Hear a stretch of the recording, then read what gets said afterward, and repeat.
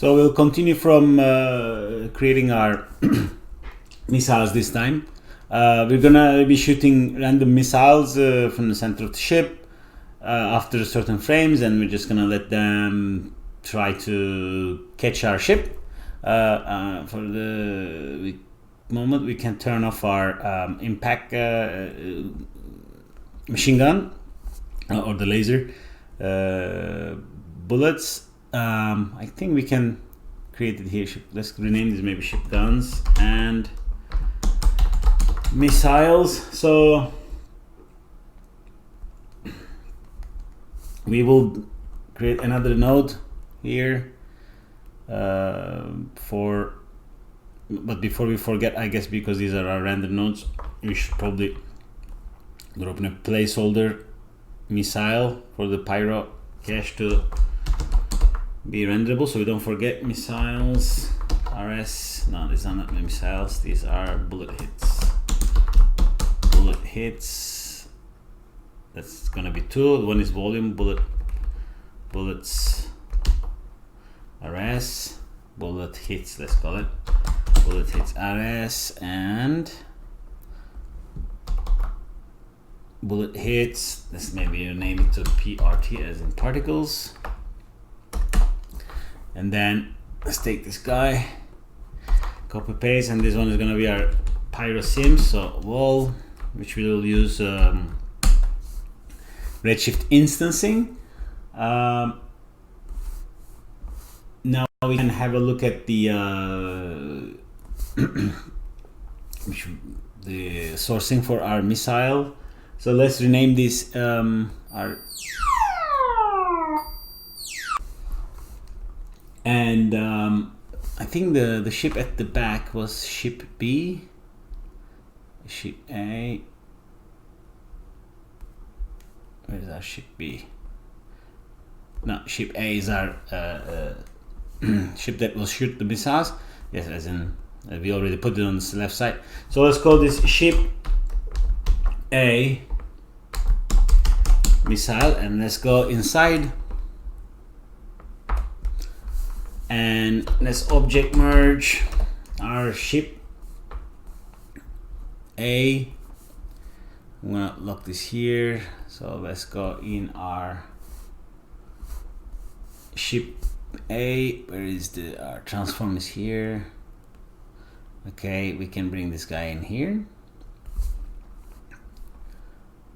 Okay, and let's go back into our ship A missile node,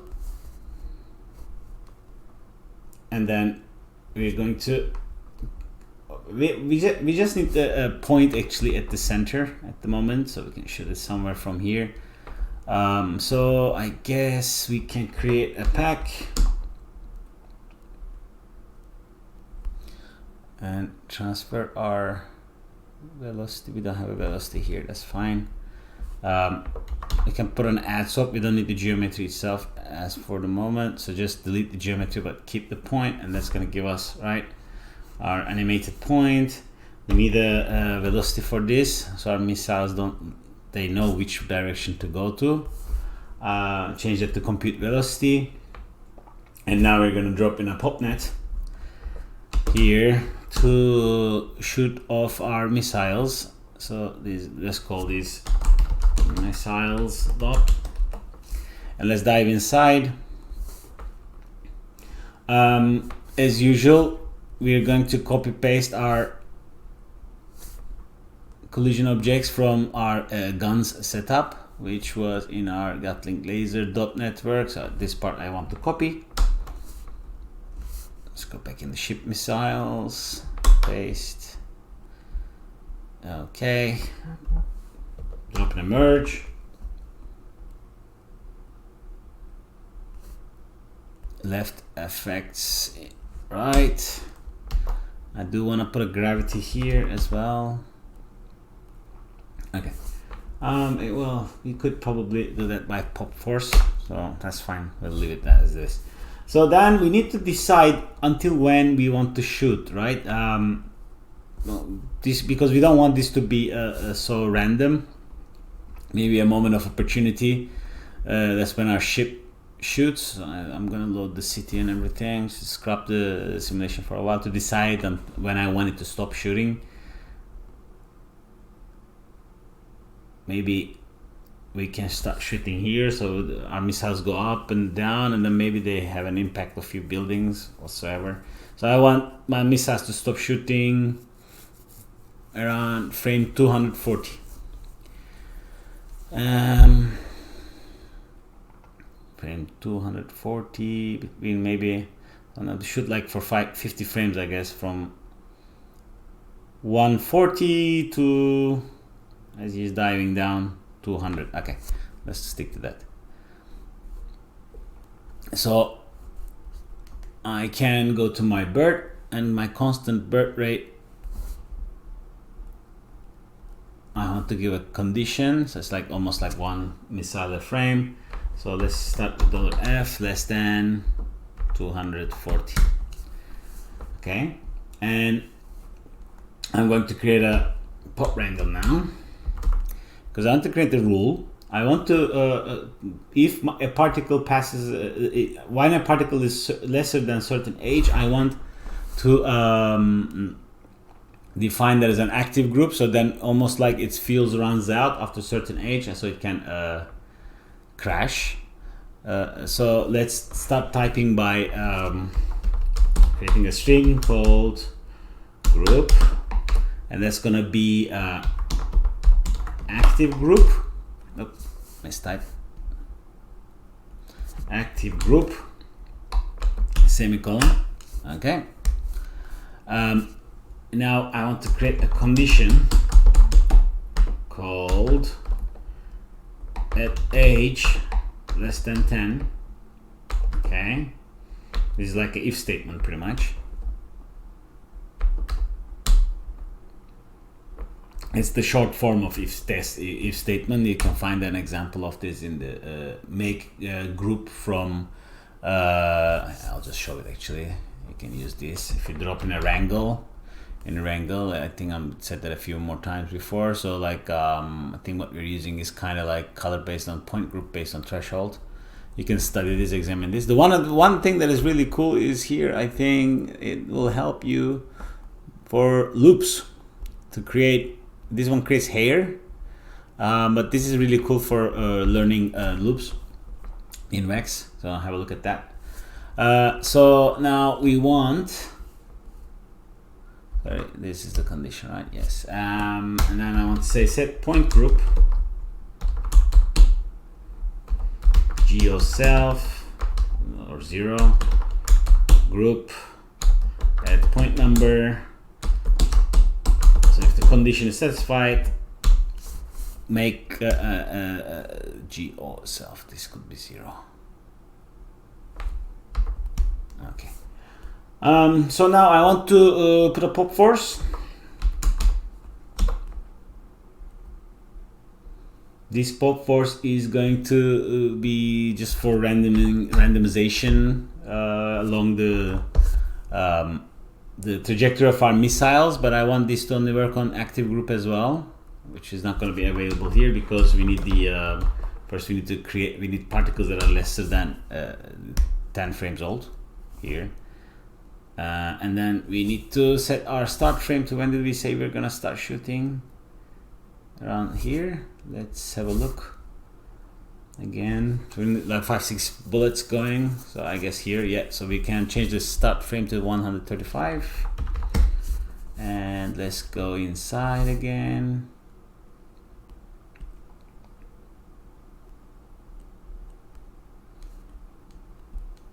Okay, our collision mesh is here. Our bullets are gonna fire soon.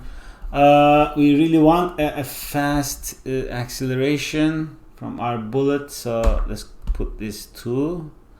That depends how fast we want missile to separate from the ship. Not really a big deal. Something will change after anyway. So now the important note is here, the pop attract, because that's what's gonna be making our bullets chase the other ship that is in front. And so we will have a goal that is basically the current position of the ship in front. That's where we want our missiles to try to reach. We only want the attraction to work until the age is reach to 10, so they don't follow the ship forever. So within the last scene, the worked values that based on the ship speed and the surrounding geometry was I settled between these values. We will have to play in the scenario because the topology of the layout of the ship, the city has changed. So I think that's it, except now we need to get the goal, and which we are gonna just use a point expression. So how can we get that? That's what we need. We can, this will be our, let's say, source missile, and then we can object merge our target ship in here. Target ship, that's ship B, right? We have that one here. Let's see. I guess there's no group 1. Yeah, it's just object merge 1, which we can do that. In ship B, I would like to merge my object merge. Okay, so that should give us a proper baked world space coordinates, and these are the values that we want our missiles to chase. So let's put a null here. Out target, okay, and let's dive inside. And now we're gonna say the viewport broke again.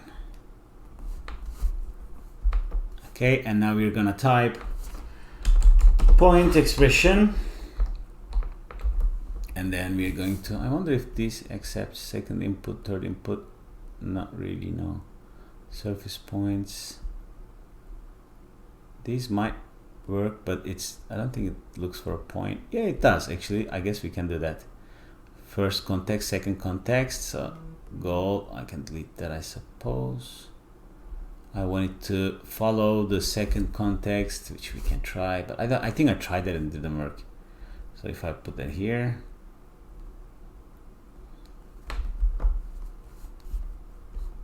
come on.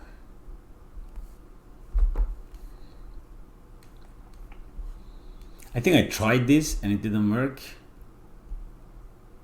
I'll just stick to position. Let's keep using the point expression. So okay, we'll put a point expression here. Point, as usual, point to the path as a string to our object we're interested, which was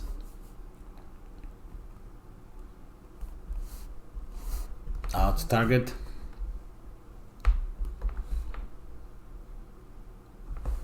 I'm gonna copy this. Do I have one here? Did we get out enough? Yes, out target. And then I'm interested in the position, obviously, of the first point. So that's gonna be so typo there, 0 of the position of the first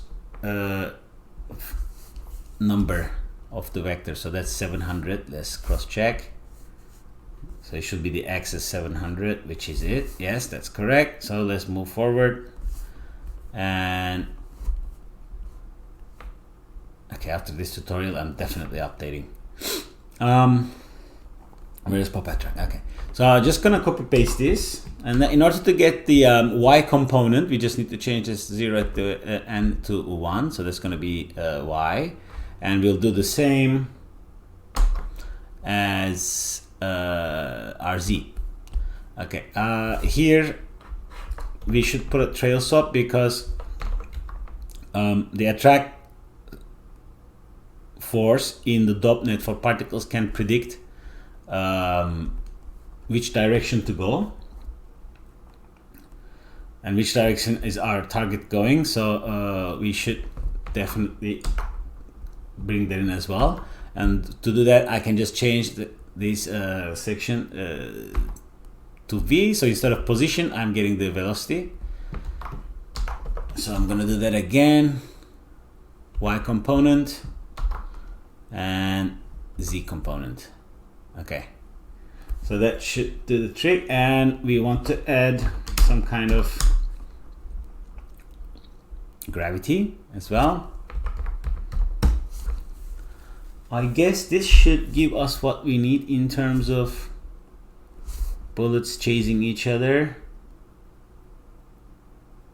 Are we shooting anything? That's the part that we need to figure out. And I probably need to see this with much bigger points. Okay, let's see. We're not shooting anything yet. Maybe it's our source side. Yes, our source, our points. So we need to change our source to points. Let's press play again.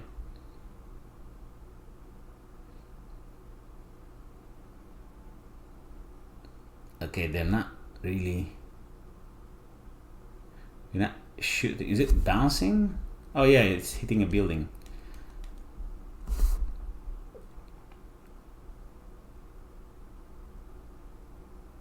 Boom, boom, boom, boom. Okay, I wonder if, I think we need to be able to tell them to turn around a bit faster. And our missiles are not avoiding buildings, which will give us a bit more chance for maybe creating some explosions. So let's press play again. I think our bullets are firing off a bit too fast, so that could be because our attraction force value is too much. So I'm gonna go for, although we need to make sure that it's definitely faster than the source, which is our ship, so they don't stay behind. I think they are still way too quick.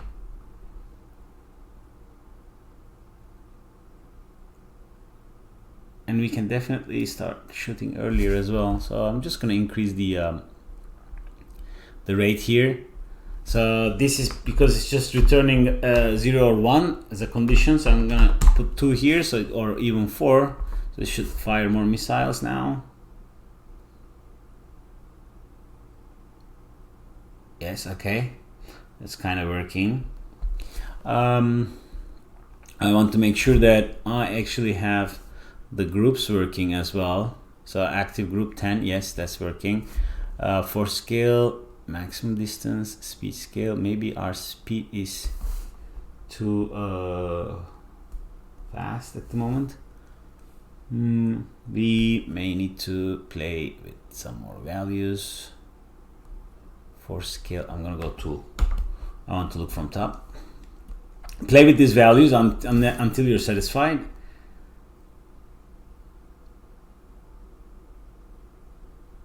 I think we're shooting too much, and we definitely need to die when we collide.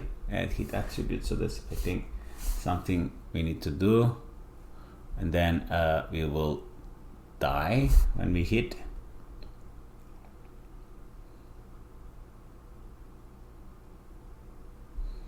Okay, so where's our second ship? I want to see if these are okay. I'm going to turn off the buildings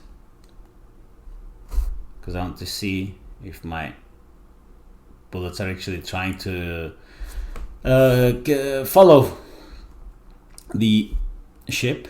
So maybe for scale, I'm gonna put 20.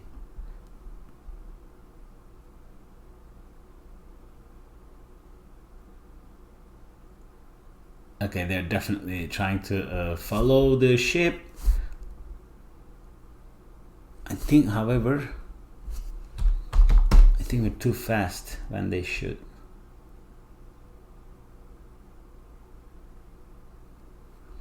Okay, let's put this to 1.25 again. Let's put this to 15.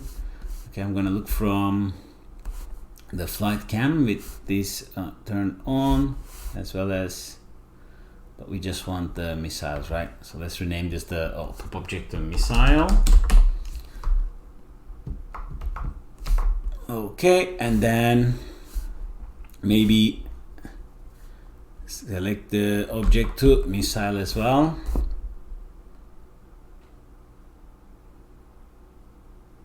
I just want to make sure that these guys are trying to follow my ship a bit better. Feels like they're not really following that well. Oh, they are kind of, but I think we can make them turn a bit faster.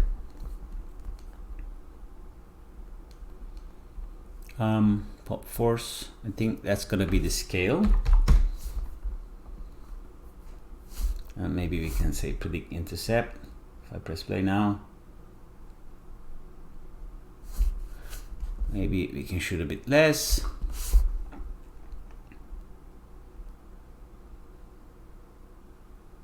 Okay, if we bring in our ship.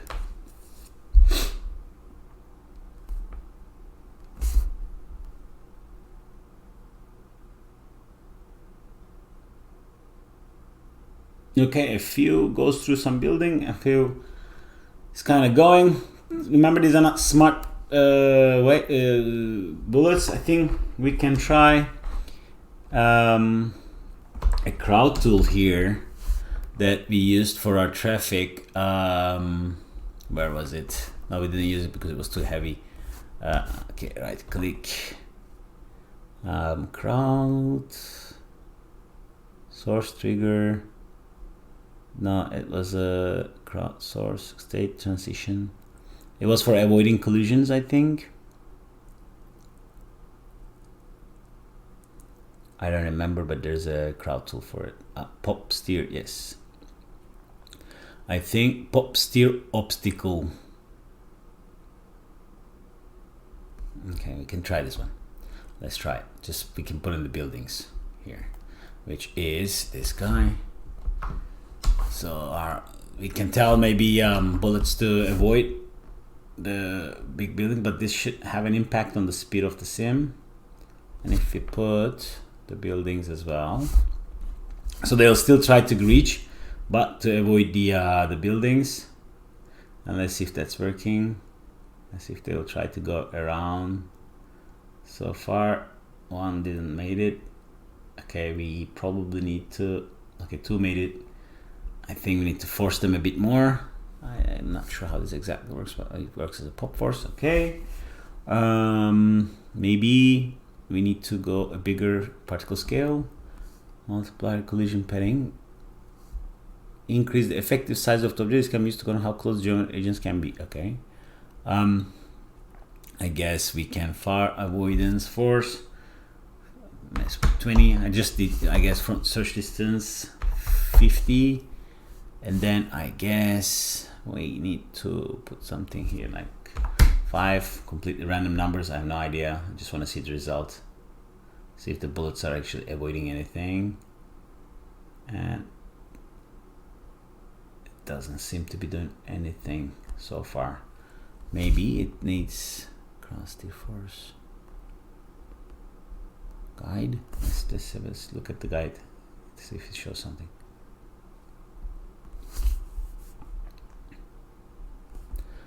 Collision padding. Let's put, I don't know, 1. It's the 5. Front search distance, near avoidance. Force 20. I'm gonna put 200 here to see if it's doing anything at all. So bad. This is the geometry. That's fine. Come on. Avoid the buildings.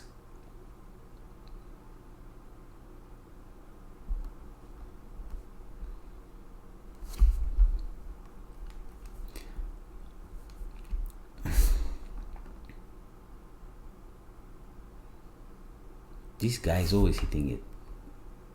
This guy. Maybe my collision shape is not good enough. There's no projection. Let's try again.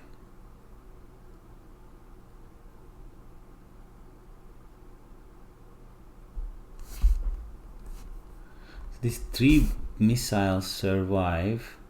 The others hit the building.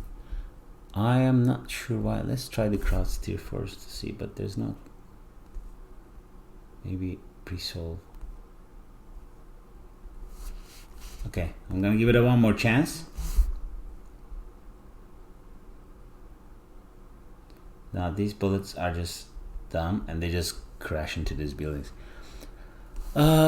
This is, although I'm not sure why this is not working. So collision padding, maybe our values are just not good enough. The node EP scale says of each, okay, oh, maybe because our particles don't have it. Letting you allow agent particles to more or less tightly packed. Far avoidance force. Samples, number of frays, yeah, not that. These sample weight bias. Terrain projection option for obstacle avoidance for onto a terrain. No, I don't need that. Yeah, it kind of needs to work, but it's not really working. Let's try it in pre-solve.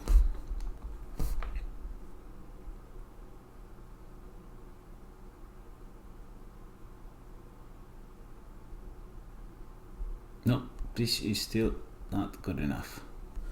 But this makes no sense. Okay, I'm gonna open up the documentation.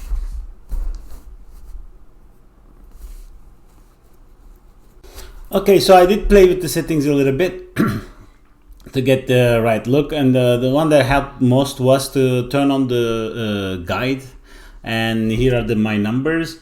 And if we look from the flight camera, that we can see the guide. So these are each of our missiles being shot from the previous from the ship behind, and it kind of seems to be working. They're roughly avoiding as much as they can, and then based on their ability to turn, they either get exploded or not. And now we're going to use these to create our missile source.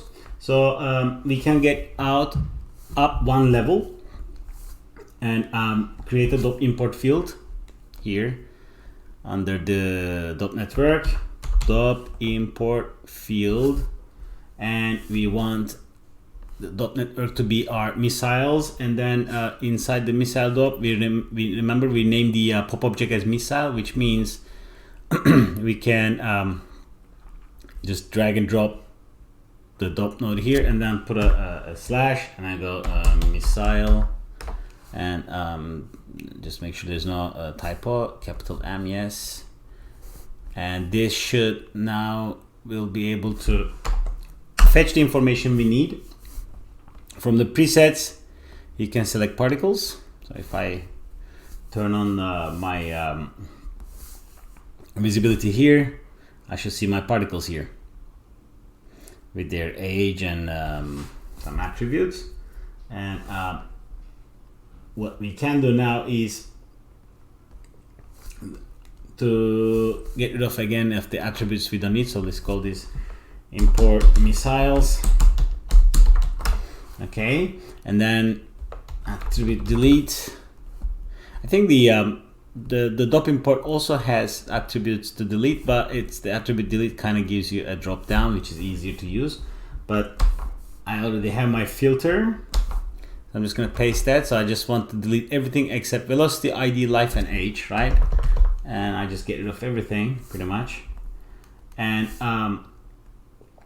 what I want is to also to get the start frame of each particle by subtracting their age from the current frame, which is going to return me the start frame, which tells me when these missiles are fired, right? So I can put an attribute wrangle here. Let's call this clean attributes and calculate start frame or emission frame. So how do I do that? I'm going to write a little expression here. So I'm going to say integer at start frame equals at age times 24, right? Because that's the it's 24 frames per second. That's going to give me this value, but that's not really correct. Now this is actually how many frames it has been living, and then I'm going to subtract that from the frame current frame number. So that's gonna be minus at frame, right? So that's gonna give me some negative value, obviously. But actually, if we go to frame 148, I get my start frame 147, which means if I go to 211, I'm gonna get another 212. So that's like the +1 frame, right? Although this might end up being a float, so we don't want that. So let's convert that to integer. And then I don't want negative values, so I'm gonna convert that to an absolute. Okay, so if I now have a look, I have my start frames -1 frame actually. So it's my particle appears at frame 148. So I can just do a +1 here, because at the first frame they don't have a life, right? And now I have my start frames, okay? And now if I go to my last frame, I can just, I know that when I'm going to be able to start my simulation. So let's cache this out. So it's just going to be a simple file cache. These are just a few particles. Let's call these missile caches. Okay. I'm going to change this color to something that I can recognize that this is an important node, or there's some calculation happening here and here. Okay, let's tidy this up a little bit.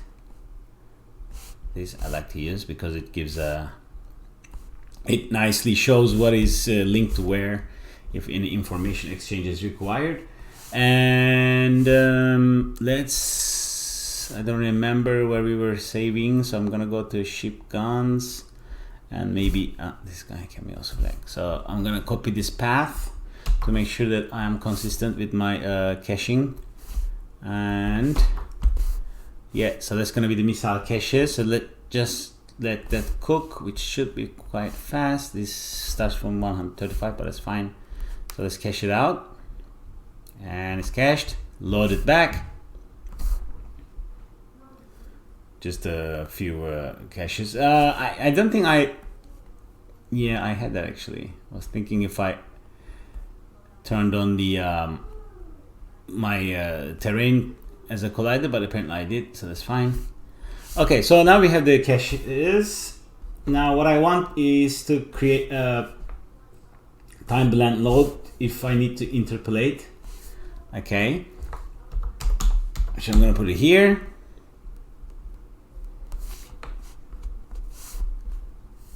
And then I think we can just leave this as default. I don't think I changed anything. It's just for interpolation if we need to. And I'm gonna put now an attribute node, attribute rename. Not orient, attribute rename. Now I would like to rename my ID of my particles to cluster ID. Okay, and now I want to loop each one of these points in a way that I want to use them as a source. So these are quite small points only, therefore it will not be useful. So we can put a for each loop. We're gonna do like copy stamping, so I think we can do the like for each loop. Where's my for each loop for points? And we can plug in the first guy here. So what I want is to create a little like a spread out, like a cone shape that I'm going to use for sourcing, not just a point. It's basically, I want to create a little shape that I can copy on top of this. It kind of gives the resemblance of a rocket cone, the rocket thruster. So let's put an add SOP to copy. So it's just 1 point. Then I want to generate more points from this. So I can say point generate. So I want 5,000 points.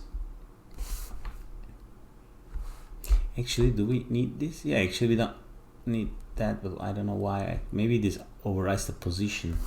I kind of remember actually. Okay, let's put a copy 2 points. So I want to hook it up like this, right? So each point I want to copy my points. So right now they're all on top of each other, so you can't really tell anything. So what I want to do is my randomization now, so we can put a point swap.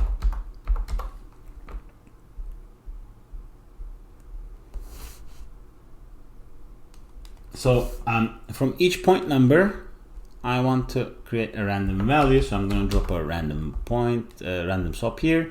So let's plug the PT num to random, which is going to give me this random number. So now I want to displace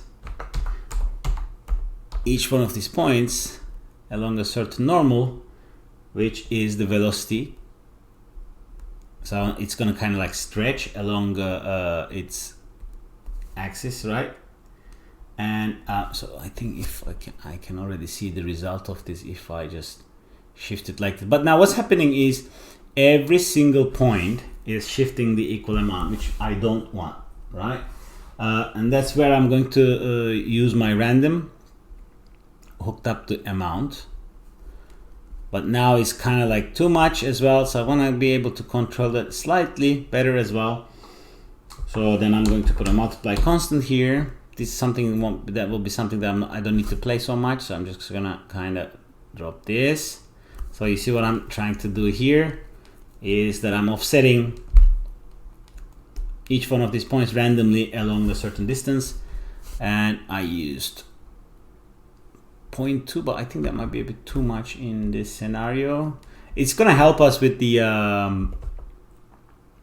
stepping issue that we might have when we are emitting from fast points. So then the other thing that I want to is that I don't want these to go straight. So I want to measure the distance from my original position to my updated position, and then use that as a p-scale to use with point jitter, which I will show you now what it means and why. So we can put a distance swap. So we get the current position, the input position before the displacement, and then we get the output position after the displacement, and then we export the distance as p-scale. Now point jitter has one feature which we want to use, point jitter, that it can displace points based on p-scale. So now if where are we looking at? We're looking at, this is the first guy I think. If I use p-scale, it's kind of gonna give me this shape, right? Although it kind of looks the opposite way. I guess we want to turn that around. Let's try it like this. That is going to give us an emission from first to last. Okay, so maybe we need to put minus. Okay, so then if I go outside, each one of my sources is going to have this triangle shape, which is a bit too much now. Of course, we're gonna fix that. And now what I want to do is I want to copy the ID attribute, sorry, cluster ID to each one of these points, right? So attribute copy, that's my left input. What comes from here is my, we had the cluster ID. This is what I want to copy to each one of these newly generated points. So select it, cluster ID. Okay, so I think one of the things that we can export here is the scale, and I suppose we can put a multiply instead of multiply constant, and then export it as well. Let's call this distance mult, paste. Here we have our scale, that's fine, and there's nothing really, isn't anything else. So if I go here now, sorry, my distance multiplier should give me the spread, and the scale should give me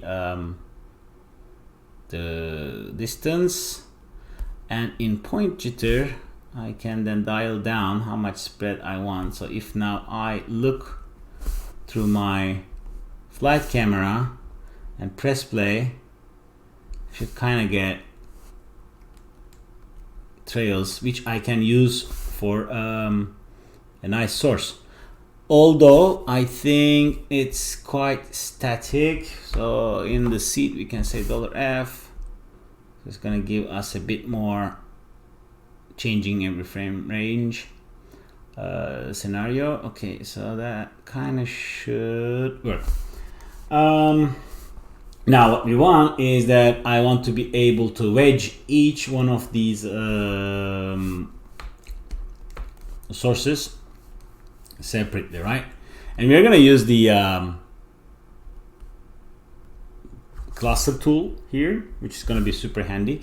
So what I want now is I want to put an attribute wrangle again, and this is where we're gonna use PDG once again. Let's create a channel. Well, we don't need to create it from the gearbox, which we can do directly from here. So I'm gonna write a little if condition if I at cluster ID is not equal to exclamation mark equals is not equal to channel cluster ID,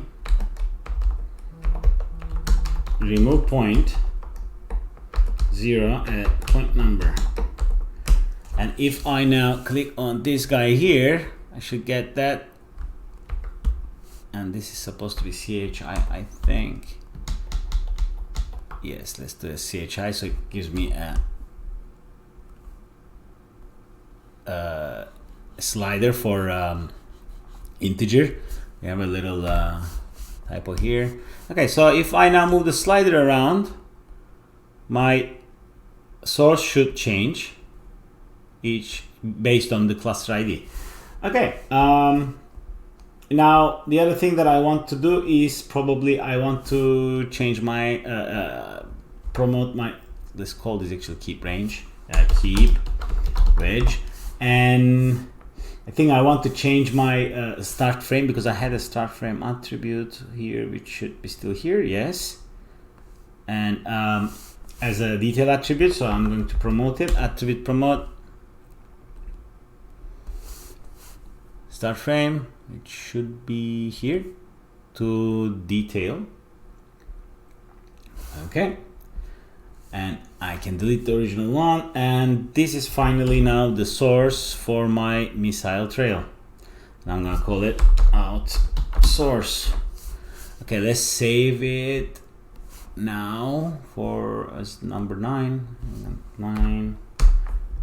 missiles.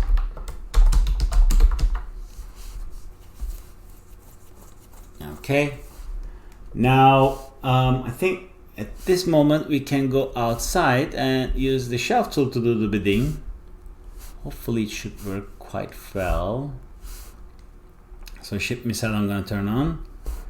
Let's go a few frames. So that's our guy, right? Maybe turn off a few parts in case we need to do some selection. Where's my environment? Okay. And the thrusters. Okay.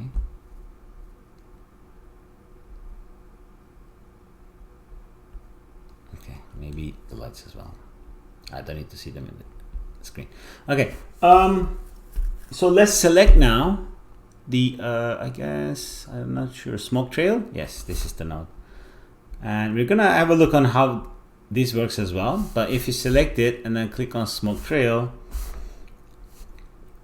Houdini is going to basically do a trail, and it's going to create kind of like a source, and then it's going to divide it in chunks, so we can use these sources as a different container based on the cluster IDs that we have also promoted. So if I now go inside the newly generated node, which is this ship A missile source points, we can reorganize it to see what we're doing. So we'll have a bit better clear understanding on what this tool does. It's actually quite smart, it works quite well, but you can recreate the same thing if you want to do the same thing pretty much. So in the first node, it kind of just imports our wedged source. We probably created the pyro as well, and it's visible, so it's trying to calculate it. So let's turn that off for now and actually move it to where we want it, which is right under here, and that's our pyro right under there. And then that's going to be our pyro import as well, because this is our section for the missile trails. Maybe I can put this in another network. Let's make this red. Let's put this in another network. This is our missile trails. Let's make this maybe, I don't know, yellow. Okay. And all of this, we can give it a different color. But this is what we want to render ultimately. This is our source. This is our original file. Okay. So let's go back inside source points to explain. So it creates a source frame from frame, and it's just doing the a trail here. So if you look at it, we need to put it back on auto. Okay, so where is my source point? Is here. Create. It's kind of failing. It shouldn't have been failing. I failed to cook template. Isn't the wrong frame? Trail length. We have too many frames. Shouldn't fail. Let me see why this is failing.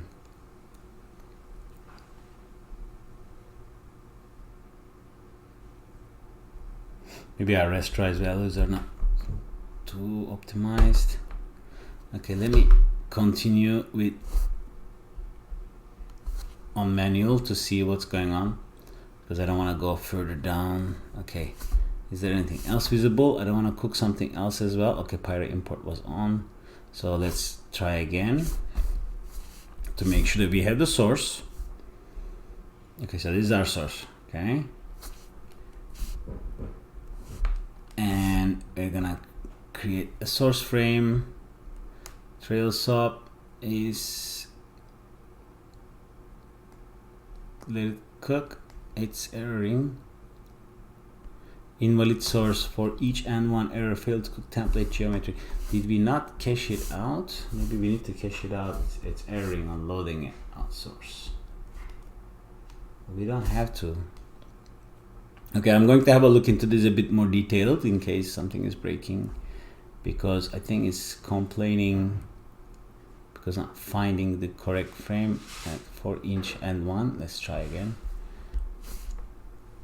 No, my Houdini crashed, so I reopened it. This is the part where I crashed it, so I'm just gonna turn off the visibility of all this stuff again. Trying to investigate what went wrong. Okay, we don't need to trust this as well. So last thing we did was, this is I think where it was. So if I scrub, I'm going to have my bullets here that I'm not seeing at the moment. They're too small, but if I make the points bigger again, they were somewhere there. Okay. Okay, so now selecting this, I wanted to create my missile trail, so I click on it, select, and it's erroring again. Okay, let's select it here. I guess let's try again. And it's erroring. It has no attribute, has no prims, because it doesn't need to have a primitive. It should have worked. Because it thinks it's disappearing. Maybe I need another one.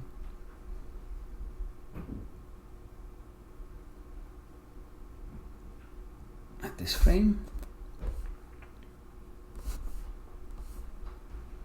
Okay, this was just working, and I don't know why it's not working now.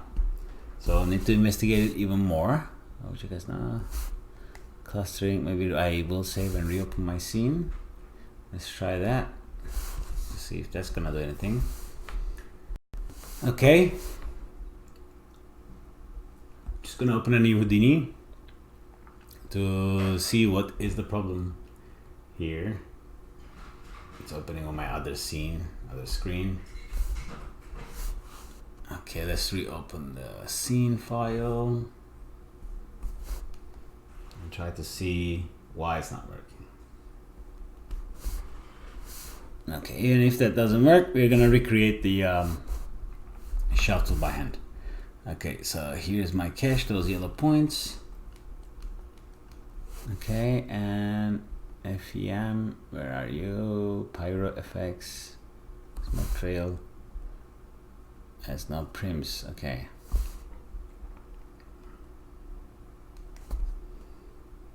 It's just points. It's erroring here. Oh, okay. So this guy is erroring because it's reporting an error. I guess that might help. So instead of error, I wanted to say that there's no geometry. Okay, so that might be a reason. Let's try again. And now it's okay. So now it's creating something.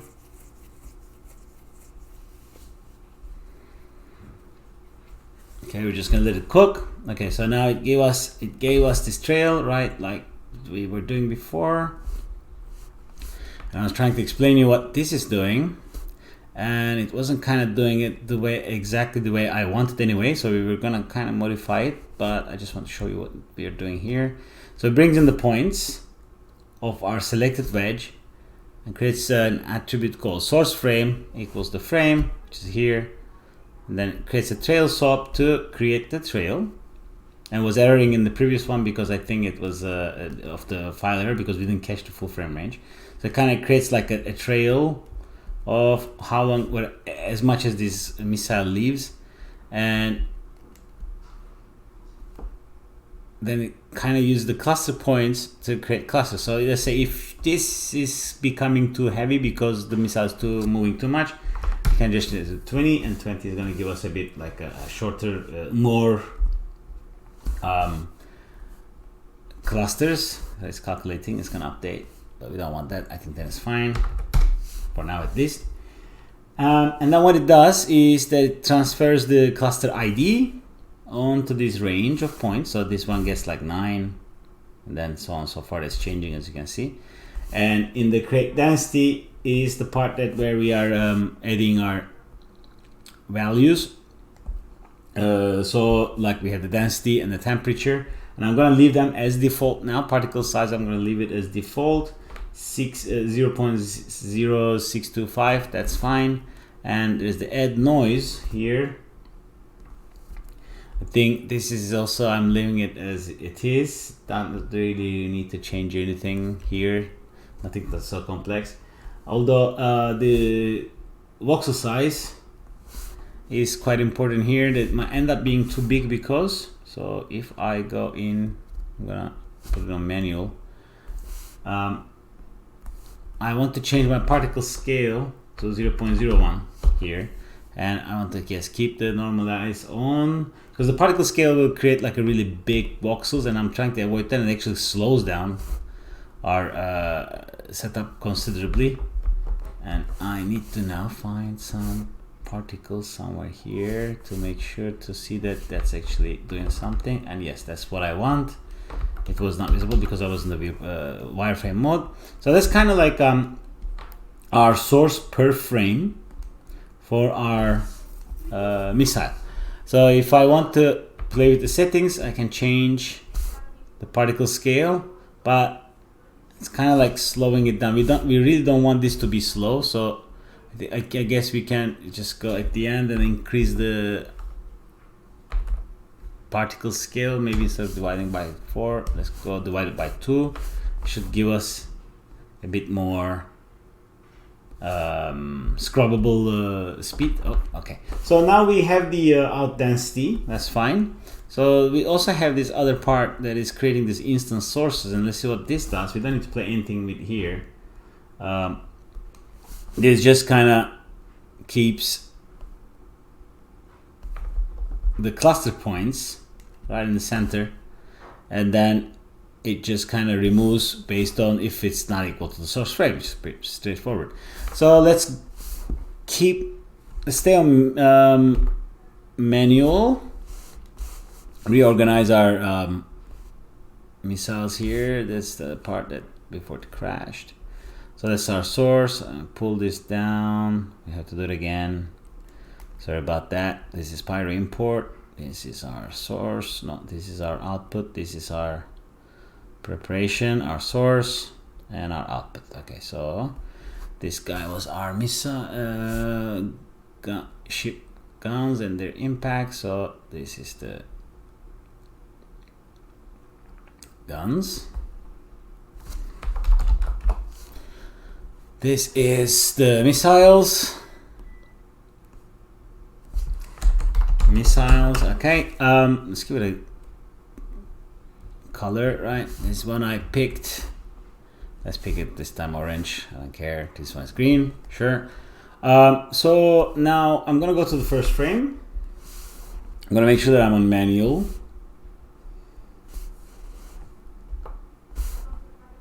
And so when do we know that our first missile appears is around, so we can use that from here, right? So we don't have to calculate. What we don't really need is frame 154. So we can change our start time for our .NET to 154. And now we can dive inside. And for Pyro, let's select something big for now, like 0.4. And I guess that's pretty much it. And we just should hit press play, and then it should kind of just work. But we need to play with our settings, obviously, like auto resize. I think we can change, because we have quite fast missiles, so we can change the padding to 10 or maybe even more, which we'll need to check. Max bound and distribution stays as it is. Let's go to Pyro Solver. In Pyro Solver, in simulation, I believe I got everything as default. In combustion though, no, combustion is also fine. Sorry, shape. Under the shape, I have dissipation is 0.075, but I have a disturbance of 4. I have a turbulence of 10. Under the disturbance settings, we are at temperature, but I changed my control influence to 2 and control range to 4. If you guys want to know what this means, these are well defined in the help file. If you just press here, it's going to explain. It's basically how we want to control how much disturbance we want to feed in, etc., using these values. So cutoff is 0.5. I'm going to turn off the block size. I want to use the locality as a limit as well. Let's go to turbulence. So my swirl size is 5. I think that's all I've changed here for the disturbance. And if you go to advanced, I think there's nothing in advanced that I changed in my other scene. So let's just press play to see what this is gonna do.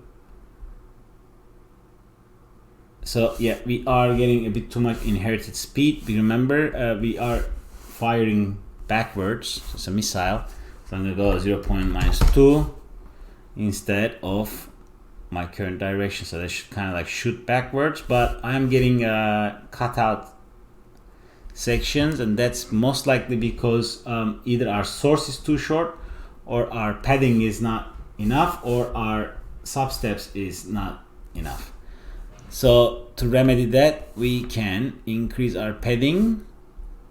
Let's go, let's try 20. Maybe in this version my sims are my missile is going a bit too fast, but okay, so it's kind of working now. If I press play,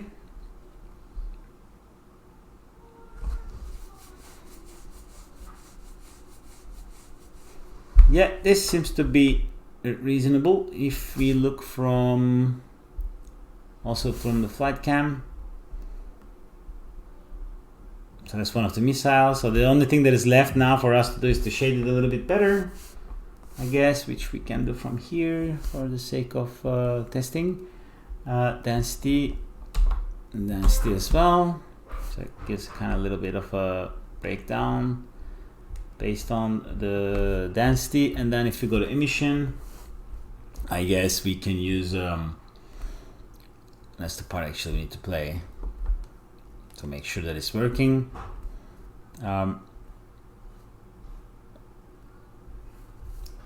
We cannot change it to something visible. 0.2. No, I think it's just maybe too evenly spread out, but there is no fire at the end of the missile anyway. So what I see there's a problem here is that arrow shape that I think we're spreading a bit too much or just not randomizing it enough, but so that's where we can, but after that it kind of becomes pretty cool.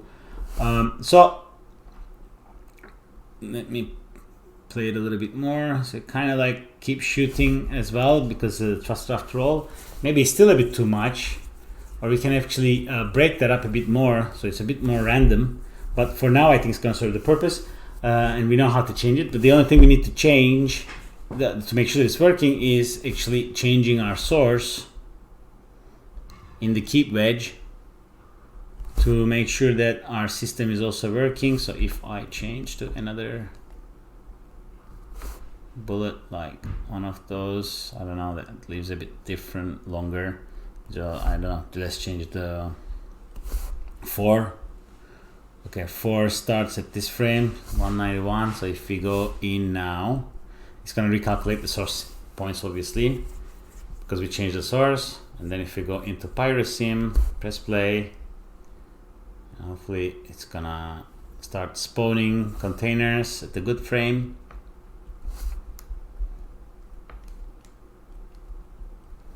And it's just going to work.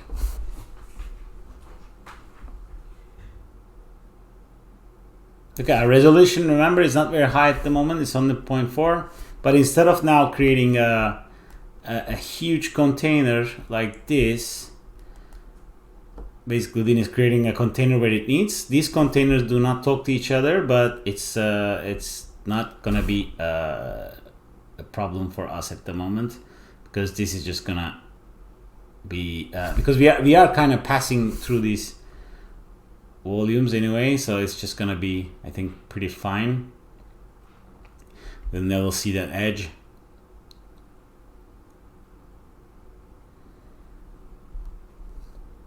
Okay, so now what is left is to actually cache this out. I think we can do the same thing that we did to the pyro impact, which was our bake pyro from hit. So I think I can just copy this, honestly, and just rename it after the pyro import in here.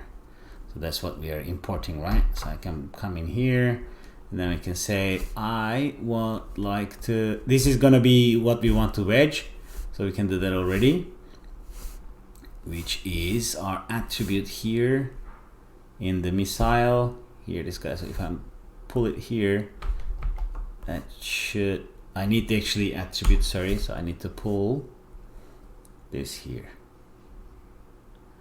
relative absolute channel reference. So that's how I need to do it. Yeah, and then the name of the attribute is cluster ID. So that's what I'm gonna write here, cluster ID. And we need to see how many missiles we have to figure out how many wedges we need, right? So as far as I can see, we are hitting 8, which means 9. So it's 0 to 9, that will do. I think we need to make sure then also our attribute override is properly linked. So here we were overriding, I'll do this. Here we were overriding keep wedge, keep attribute. So if I go there, this guy, and here I have the @keep sign.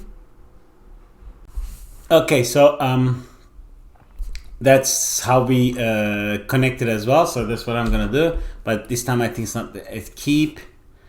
Well, it's the, I think we did the same thing anyway. It's gonna be the name of the wedge node here, which is the cluster ID. So I copy that, go back to my source, wedger here, and here I type @cluster ID. Okay, so that's settled as well. I guess we need to set the oh, because the cluster ID changed, now it's simulating. Let's wait for it to cook it, maybe. Now we can see if there's anything cooking. Here it is. So I'm gonna wait until it cooks to 214.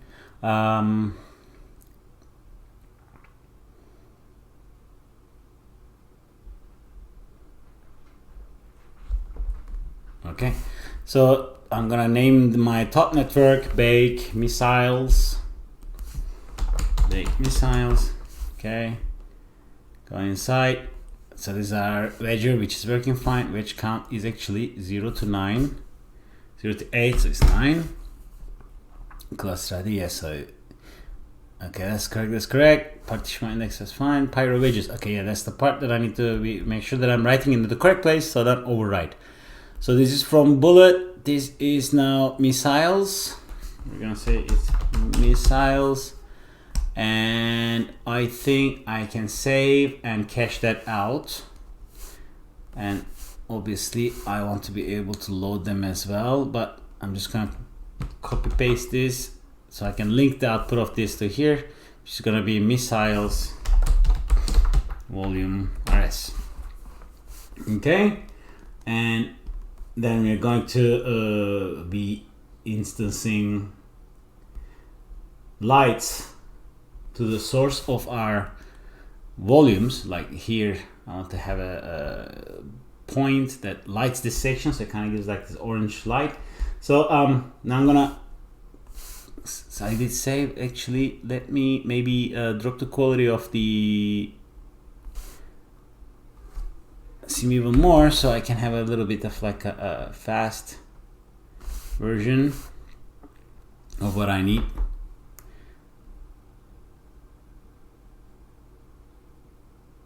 Okay, so what I'm gonna do now is I'm gonna go into my top network and cache these out, I would assume, to make sure that this is working fine. File save, and I guess we need to make sure that our frame range is fine, which is that we don't want until 600. We can probably find our last missile in here, right? Which is our number 8, and then we can say that, okay, so this disappears, kind of keeps, well, it goes forever. Okay, so I guess we can simulate until 400. That's fine. Okay, let's turn this off, and I'll go in here again. To prevent this from cooking every time, in case I'm also in auto update mode, I'm going to put a null here to leave the visibility on. Okay, so that's gonna fix the cooking issue. Let's go back in here again. I think this should be fine. Changing to the 450. All the settings should be correct. We can now investigate if it's working fine. As usual, I'm gonna bring my system monitor here, and we're gonna open up the folder to investigate our files, and if they're generated, fine, and we are good.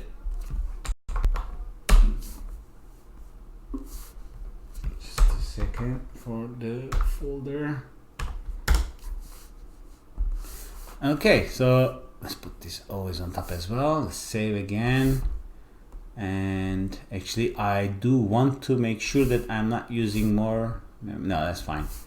I'm just gonna probably clean up the memory from this scene because we've been running it. So cache manager clean, I guess. Is it gonna give me something? No, I'm gonna close this, reopen it. Should clean up some memory and clean up so much. I guess my other scene is taking a lot of space. Okay, let's reopen the Houdini scene and launch our top network to cache out our volumes. So then we can move on to our final effects for the our tutorial, which is the crash. And I'm gonna close it.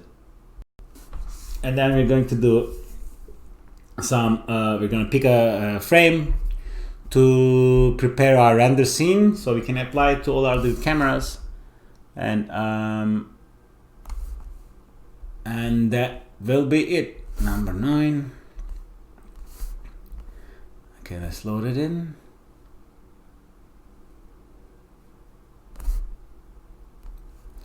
Okay, fingers crossed. Cook selected. Let's open up the task graph.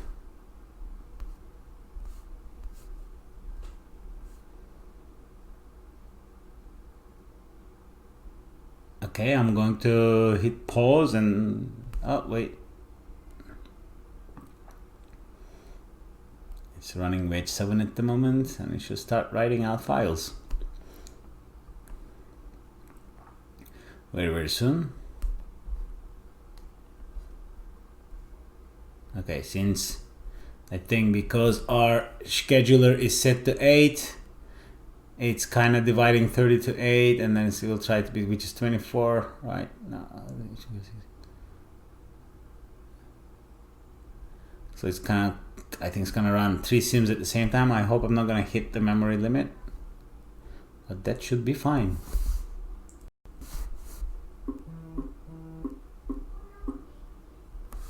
Yeah, because that's 3.75, right? Oh, but that's a lot of errors. Okay, so let's see what happened.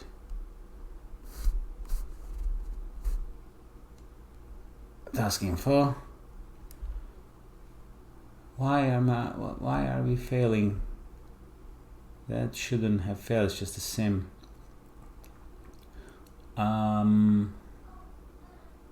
Is it because it's failing to load the sources?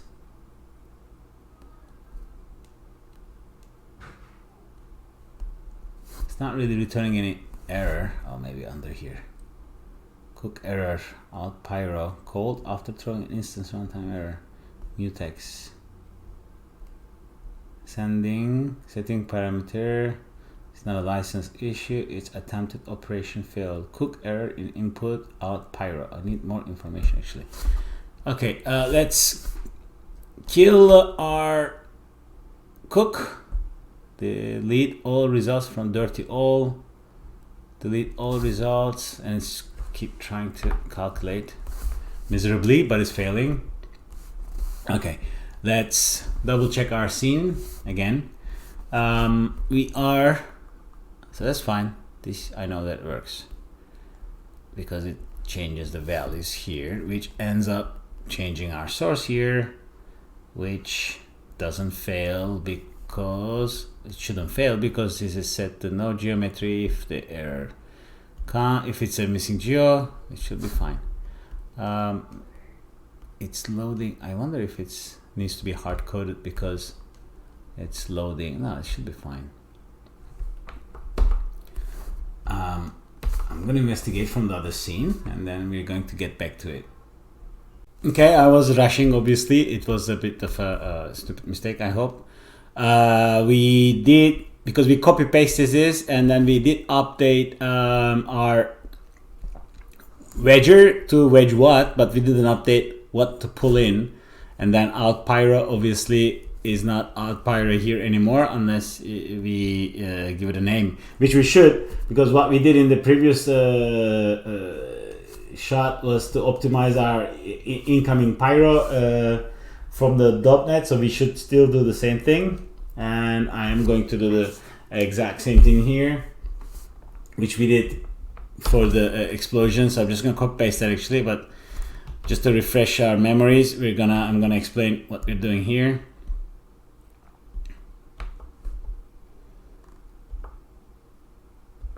So I guess, but in this case might be a little bit different because we have quite many of containers. I guess, come on, I'm gonna test it out on hopefully if I can pause it. Okay, let's let it cook. And scene graph. Okay, so we have, I'm just gonna wait for another container. Okay, so what are we doing here? I think I am looping, we were looping, but then in that one it was different. So here is the problem, right? It's going to get rid of what we don't need. So I'm gonna remove this for now. And let me see if that does it properly, because we are doing it for each primitive, I guess. Yeah, we're doing it for each primitive, so it should be fine based on each top object, right? So that's gonna go over density, velocity, temperature, everything we need or we don't need. But there's also the other thing, is that I am not interested in CD, fuel, heat, temperature, rest, whatsoever. These are just, I need the velocity for motion blur. And then if I look here in this frame, I have 15 megabytes.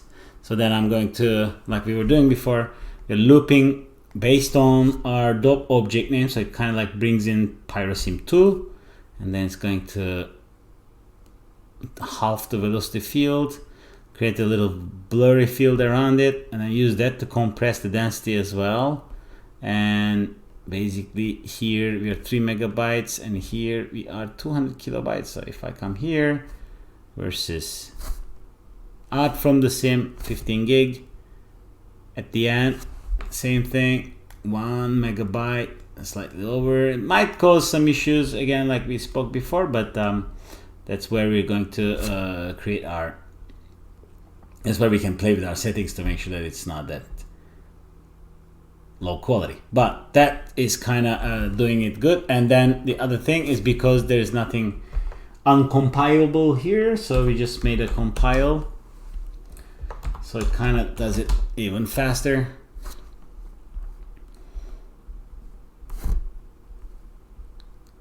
Okay, so that should do the trick. And finally, our name was, we'll call this, maybe I'll put a null out pyro. And finally, if we go here to pyro wedges, we'll call it missile wedges. Let's give it a bit more reasonable name. And this should now point to the proper path, and I believe it's not going to break now. I'm going to save again, bring in our folder, it's empty, right? Yes. And bring in our resources and save again, right click. Just to double check our frame range is correct, our wedger is correct, frame range all good, all frames in one batch. Okay, run 3 at a time, cook. Let's see now what's gonna happen. Hopefully it's gonna be fine.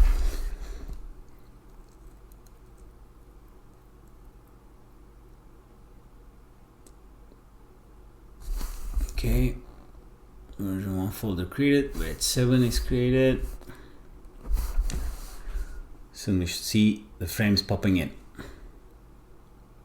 And if it does, I'm going to pause the video and we will continue in the next file. And yes, we have some files coming in. Do we have some size going up? Yes. For example, this missile starts at 154, but then it actually starts emitting geometry, emitting data at 0238. So that's good. And I'm just gonna leave this now as it is.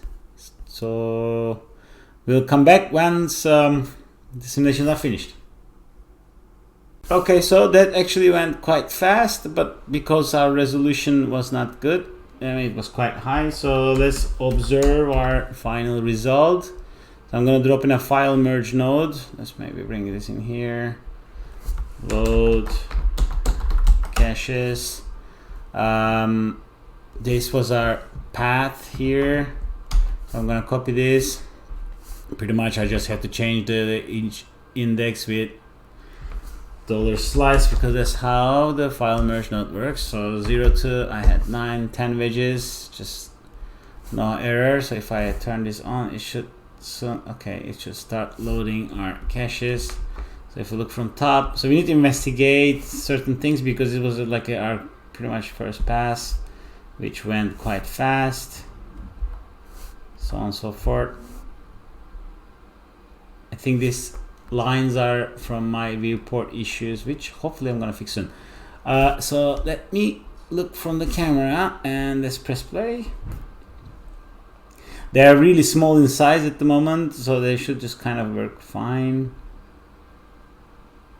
And these are gonna be our missiles.